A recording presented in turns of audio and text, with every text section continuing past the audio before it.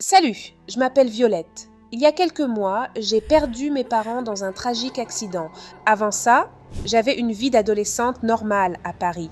Je vivais avec mes parents dans notre appartement douillet, j'avais mes amis, mon lycée, mais tout a basculé le jour où ils sont partis. Mais avant de continuer, n'oublie pas de t'abonner à ma chaîne pour plus d'histoires dans ce style. Alors, suite à la disparition de mes parents, j'ai dû quitter la vie parisienne que j'aimais tant pour rejoindre Marseille, chez mon oncle et ma tante. Sabrina, leur fille, était auparavant une amie proche, presque une sœur. Nous partagions tout lors de ces visites à Paris. Cependant, en m'installant chez eux, j'ai découvert une Sabrina différente. Ma tante, dans un geste de bienveillance, m'a inscrite dans le même lycée que Sabrina. Elle pensait que sa présence m'aiderait à surmonter ma douleur. Mais la tristesse ayant pris le dessus, je ne prêtais plus attention à mon apparence.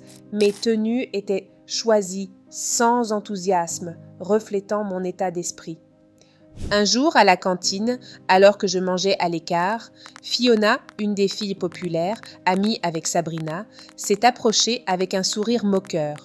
Sabrina la suivait, sans rien dire. Violette, Cracha Fiona d'un ton glacé. on dirait que tu as fouillé les poubelles pour trouver ta tenue. Peut-être qu'on devrait lancer une cagnotte pour t'acheter un miroir. Tu en penses quoi? Je me sentis envahie par une chaleur étouffante, mon visage virant au rouge écarlate. J'ai lutté pour contenir mes larmes. Pourquoi tant de haine, Fiona? Sabrina, les yeux baissés, semblait complètement perdue, tiraillée entre son amitié pour moi et sa position dans le groupe. Fiona se rapprocha, son haleine empoisonnée effleurant mon visage. Peut-être parce que chaque fois que je te vois, je me demande comment une telle loque a pu atterrir dans notre lycée. Tu sais, Violette, tu es comme une tache indélébile sur un vêtement blanc. Et franchement, Sabrina devrait avoir honte de s'abaisser à traîner avec toi. Sabrina a détourné la tête, évitant soigneusement de croiser mon regard. Je cherchais désespérément une once de soutien dans ses yeux, un geste, n'importe quoi qui pourrait me dire qu'elle n'était pas de leur côté. Mais il n'y avait rien, juste le vide. L'air s'est comprimé dans mes poumons, chaque parole cruelle de Fiona ressurgissant en moi, amplifiée par le silence assourdissant de Sabrina. La douleur de la perte de mes parents se mêla à celle de la trahison, créant un tourbillon d'émotions insupportables. Sans un mot, j'ai abandonné mon plateau et me suis levée brusquement de la table, sentant des larmes chaudes couler sur mes joues, et j'ai couru hors de là, toute triste et me sentant seule au monde. Alors que je m'éloignais, j'ai entendu Sabrina m'appeler, sa voix teintée d'inquiétude. Elle m'a rattrapée à l'extérieur, sa démarche trahissant une certaine hésitation. Violette, je suis vraiment désolée pour ce qui vient de se passer. Je me suis arrêtée, l'affrontant. Pourquoi, Sabrina? Pourquoi ne m'as-tu pas défendue? Tu étais ma seule amie ici. Elle baissa les yeux, gênée. Je ne voulais pas m'attirer d'ennui avec Fiona et les autres, mais je n'aurais jamais pensé qu'elle irait aussi loin. J'ai secoué la tête, déçue. Tu sais, ce n'est pas tant ce que Fiona a dit qui me blesse. C'est le fait que tu sois restée là, sans rien dire, alors que tu sais ce que je traverse en ce moment. Je suis vraiment désolée, Violette. Je comprends si tu m'en veux. Mais, d'une certaine manière, je savais qu'elle craignait plus la réaction de ses parents que la mienne. La sincérité manquait dans ses excuses, et cela rendait la pilule encore plus amère à avaler. Je hochais simplement la tête et continuais ma route, me demandant comment j'allais survivre dans ce nouveau monde sans le soutien de ceux que je considérais comme ma famille. Jour après jour, les humiliations et les moqueries de Fiona et ses acolytes ont continué. Elles se moquaient de ma façon de parler, de ma manière de m'habiller, de tout ce qui faisait de moi ce que j'étais. Sabrina, à chaque fois, se tenait en retrait, observant sans jamais intervenir. Chaque mot acéré était comme un coup de couteau en plein cœur, mais je n'avais ni la force ni le courage de me défendre.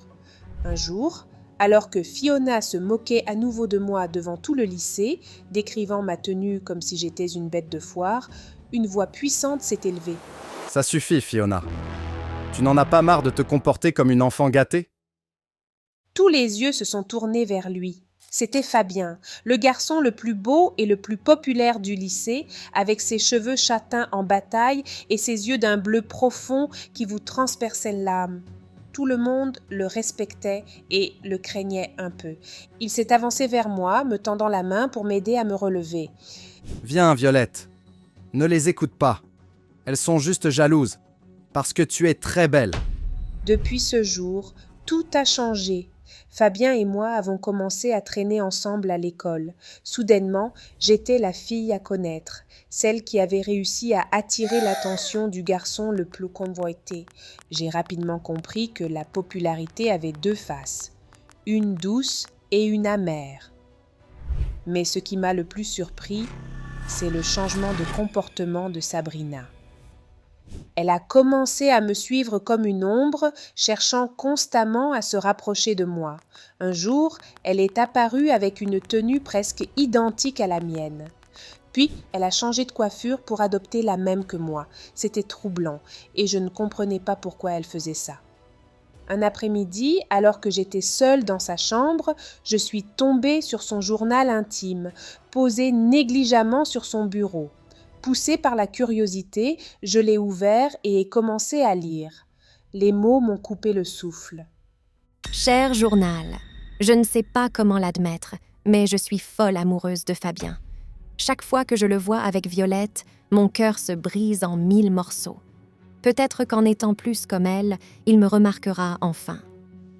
Tout est devenu clair. Sabrina m'enviait non pas parce qu'elle voulait être moi, mais parce qu'elle voulait l'attention de Fabien.